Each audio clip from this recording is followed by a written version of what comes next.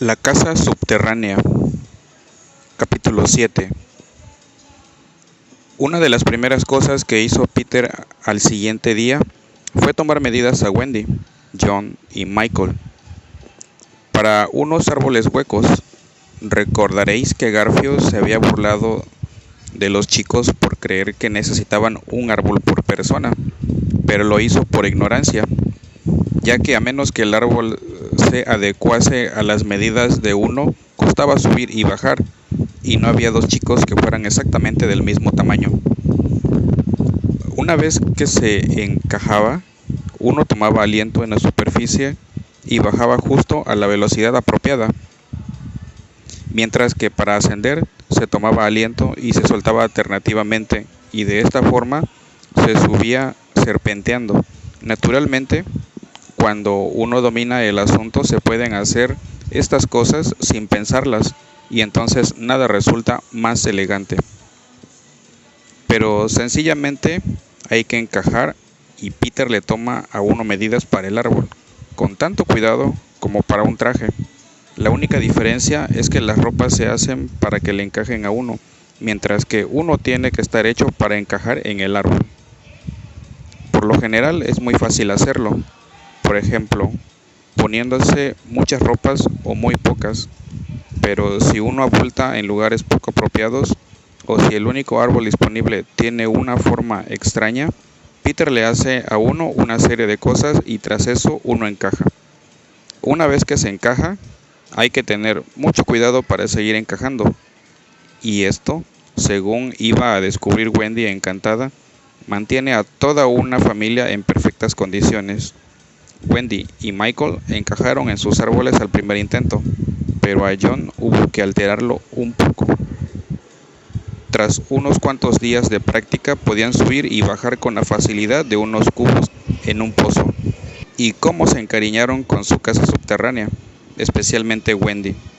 Consistía en una estancia grande, como deberían tener todas las casas, con un suelo en el que se podía cavar si se quería pescar, y en este suelo crecían gruesas setas de bonitos colores, que se empleaban como taburetes. Un árbol de nunca jamás se esforzaba por crecer en el centro de la habitación, pero todas las mañanas cerraban el tronco, a ras del suelo. Hacia la hora del té siempre tenían unos 2 pies de alto, y entonces colocaban una puerta sobre él, con lo cual aquello se convertía en una mesa. Tan pronto como lo recogían todo, volvían a cerrar el tronco, y así tenían más espacio para jugar. Había un hogar enorme que se encontraba casi en cualquier lugar de la habitación donde se quisiera encenderlo, y encima Wendy tendía unas cuerdas hechas de fibra donde colgaba la colada. De día la cama se dejaba apoyada contra la pared y se bajaba a las 6:30, momento en el que ocupaba casi media habitación, y todos los chicos menos Michael dormían en ella, como sardinas en lata. Había una norma estricta que prohibía darse la vuelta hasta que uno no diera la señal, y entonces todos se daban la vuelta al mismo tiempo. Michael también tendría que haberlo usado, pero Wendy quería tener un bebé y él era el más pequeño, y ya sabéis cómo son las mujeres, y, en resumidas cuentas, el caso es que dormía colgado en una cesta. En un lugar tosco y sencillo, no muy distinto de lo que unos osesnos habrían hecho con una casa subterránea en las mismas circunstancias, pero había un hueco en la pared, no más grande que una jaula de pájaro, que era el apartamento privado de Campanilla. Se podía aislar del resto de la casa mediante una cortinita, que Campanilla, que era muy quisquillosa, siempre tenía echada al vestirse o desvestirse. Ninguna mujer, por grande que fuera, podía haber tenido una combinación de tocador y dormitorio más primorosa. El canapé, como lo llamaba ella siempre, era un auténtico reina map de patas gruesas, y cambiaba las colchas según las flores de temporada de los árboles frutales. Su espejo era un gato con botas, de los que sepan los tratantes del mundo de las hadas, solo quedan 3, sin desperfectos, El lavabo era un molde pastelero reversible, la cómoda un auténtico encantador sexto y la alfombra y las esteras de la mejor época, la primera de Marjorie y Robin. Había una araña de Tiddlywinks por cuestión de efecto, pero naturalmente ella misma iluminaba la residencia. Campanilla menospreciaba mucho el resto de la casa, como realmente quizás fuera inevitable, y su aposento, aunque bonito, tenía un aire bastante engreído, de permanente desprecio. Supongo que todo aquello le resultaba especialmente cautivador a Wendy, porque esos alocados chicos suyos le daban muchísimo que hacer. Realmente había semanas enteras en las que, salvo quizás con un calcetín al atardecer, nunca subía a la superficie. Os aseguro que la cocina la mantenía atada a las cazuelas.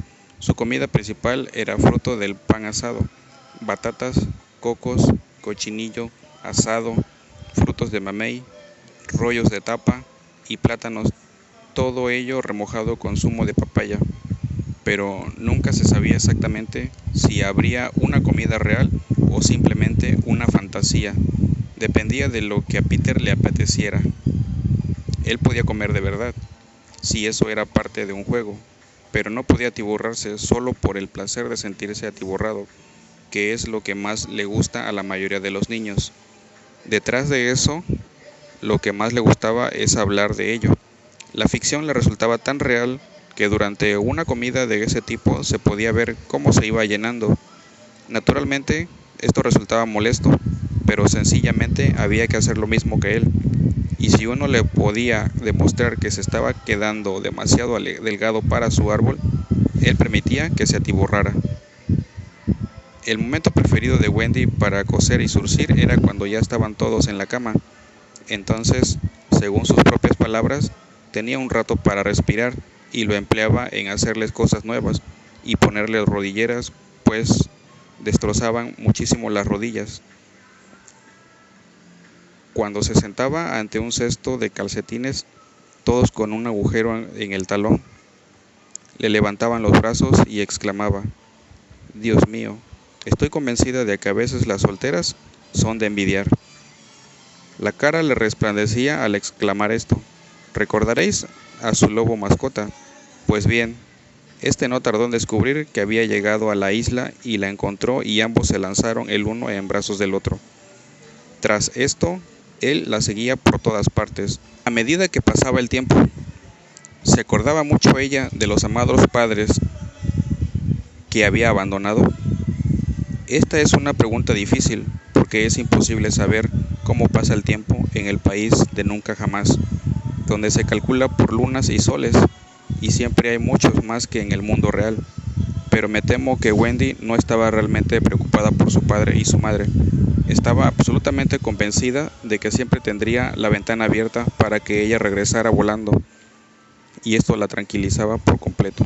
Lo que a veces la inquietaba era que John se acordaba de sus padres difusamente, como unas personas a las que hubiera conocido en otra época, mientras que Michael estaba bien dispuesto a creer que ella era su madre de verdad. Estas cosas la asustaban un poco, y con el noble deseo de cumplir con su deber, intentaba grabarles su antigua vida en la cabeza, poniéndoles exámenes sobre ello, que se parecían lo más posible a lo que ella hacía en la escuela. A los demás chicos esto les parecía interesantísimo, y se empeñaban en participar. Se hicieron pizarrines y se sentaban alrededor de la mesa, escribiendo y pensando con ahínco en las preguntas que ella había escrito en otro pizarrín y les había ido pasando. Eran preguntas de lo más normal. ¿De qué color eran los ojos de mamá? ¿Quién era más alto, papá o mamá? ¿Mamá era rubia o morena? Contestar las tres preguntas si es posible. A. Escribir una redacción de no menos de 40 palabras sobre cómo pasé mis últimas vacaciones o comparación del carácter de papá y mamá. Hacer solo una de las dos. O 1. Describir la risa de mamá. 2. Describir la risa de papá. 3. Describir el vestido de fiesta de mamá. 4. Describir la perrera y a su ocupante. Eran simplemente preguntas corrientes como estas, y cuando uno no sabía contestarlas, había que hacer una cruz y realmente era horrible la cantidad de cruces que hacía incluso John. Por supuesto, el único chico que contestaba todas las preguntas era presuntuoso y nadie tenía mayores esperanzas de sacar la mejor nota, pero sus respuestas eran absolutamente ridículas y en realidad sacaba la peor, algo muy triste. Peter no concursaba. Por un lado, despreciaba a todas las madres excepto a Wendy, y por otro, era el único chico de la isla que no sabía ni leer ni escribir, ni la más mínima palabra. Él estaba por encima de ese tipo de cosas. Por cierto, las preguntas estaban todas escritas en pasado. ¿De qué color eran los ojos de mamá? Etcétera. Es que a Wendy también se le había ido olvidando. Las aventuras, claro está, como veremos, ocurrían todos los días, pero hacia esta época Peter se inventó, con ayuda de Wendy, un juego nuevo que lo tenía fascinadísimo, hasta que de pronto dejó de interesarse por él, cosa que, como ya os ha dicho, era lo que siempre ocurría con sus juegos. Se trataba de fingir que no corrían aventuras, de hacer lo que John y Michael habían estado haciendo toda su vida, quedarse sentados en taburetes lanzando pelotas al aire, empujarse, salir a dar paseos y volver sin haber matado ni un oso gris. Ver a Peter sin hacer nada en un taburete era todo un espectáculo. No podía evitar tener aire de solemnidad en tales ocasiones.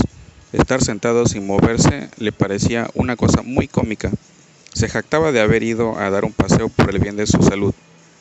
Durante varios soles, estas fueron para él las aventuras más originales de todas, y John y Michael tenían que fingir estar también encantados, si no, los habría tratado con mano dura.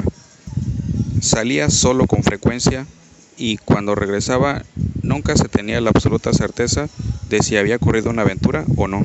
Podía haberla olvidado por completo, que no decía nada sobre ella, y luego cuando uno salía encontraba el cadáver y, por otra parte, podía decir muchas cosas sobre ella y sin embargo uno no encontraba el cadáver. A veces volvía a casa con la cabeza vendada y entonces Wendy le daba mimos y se la lavaba con agua tibia, mientras él contaba una historia deslumbrante, pero la verdad es que ella nunca estaba convencida del todo. Sin embargo, había muchas aventuras que sabía que eran ciertas, porque ella misma participaba en ellas, y había aún más que eran verídicas, por lo menos en parte, pues los demás chicos participaban en ellas y decían que eran totalmente ciertas. Para describir todas ellas haría falta un libro tan grande como un diccionario de inglés-latín, latín-inglés, y lo más que podemos hacer es presentar una como ejemplo de un momento cualquiera en la isla. Lo difícil es cuál elegir. Tomamos enfrentamiento con los Pieles Rojas en el barranco de Presuntuoso. Fue un asunto sanguinario y especialmente interesante por mostrar una de las peculiaridades de Peter, que era que en medio de la refriera de repente cambiaba de bando. En el barranco, cuando la victoria todavía no estaba decidida, inclinándose a veces hacia un lado y a veces hacia el otro, gritó: «Hoy soy indio. ¿Tú qué eres, Lelo?». Y Lelo contestó: «Indio. ¿Tú qué eres, Avispado?». Y Avispado dijo: «Indio. ¿Y tú qué eres, Gemelo?». Y así sucesivamente, hasta que al final todos eran indios, y por supuesto, esto habría acabado con la pelea si no fuera porque los auténticos indios, fascinados por los métodos de Peter, aceptaron ser niños perdidos por esa vez, y por ello todos se lanzaron al ataque de nuevo, con más fiereza que nunca. El resultado extraordinario de esta aventura fue que, pero aún no hemos decidido si esta es la aventura que vamos a contar. Quizás una mejor sería el ataque nocturno que los Pieles Rojas lanzaron sobre la casa subterránea, cuando varios de ellos se quedaron atascados en los árboles huecos y hubo que sacarlos como si fueran corchos. O podríamos contar cómo Peter le salvó la vida a Tigridia en la laguna de las Sirenas, y de esta forma la convirtió en su aliado. O podríamos hablar de ese pastel que hicieron los piratas para que se lo comieran los chicos y perecieran, y de cómo lo fueron colocando del lugar apropiado en lugar apropiado, pero Wendy siempre lo apartaba de las manos de los niños, de modo que acabó por perder su suculencia. Se puso duro como un pedrusco, fue empleado como proyectil y Garfio tropezó con él en la oscuridad. O pongamos que hablamos de los pájaros que eran amigos de Peter, especialmente del ave de nunca jamás, que hizo su nido en un árbol que colgaba por encima de la laguna, y de cómo el nido cayó al agua, y el ave siguió sentada sobre los huevos, y Peter dio órdenes para que no fuera molestada. Esa es una historia bonita, y el final muestra lo agradecido que puede ser un pájaro, pero si lo contamos también tenemos que contar toda la aventura de la laguna, cosa que realmente sería contar dos aventuras en vez de una. Una gran aventura más corta e igual de emocionante fue el intento de Campanilla, con ayuda de unas hadas callejeras, de trasladar a la durmiente Wendy al mundo real en una gran hoja flotante. Por suerte la hoja se venció y Wendy se despertó, creyendo que era la hora del baño y regresó a nado. O también podríamos escoger el desafío de Peter a los leones cuando trazó un círculo alrededor de sí mismo en el suelo con una flecha y los desafió a que lo cruzaran. Y aunque esperó durante horas, mientras los demás chicos y Wendy observaron sin aliento desde los árboles, ninguno de ellos se atrevió a aceptar el reto. ¿Cuál de estas aventuras elegiremos? Lo mejor será echarlo a cara o cruz. He lanzado la moneda y ha ganado la laguna. Esto casi le hace a uno desear que hubiera ganado el barranco o el pastel o la hoja de Campanilla. Claro que podría volver a hacerlo 3 veces más y elegir la aventura que se repitiera. No obstante, quizás lo más justo sea quedarse con la laguna.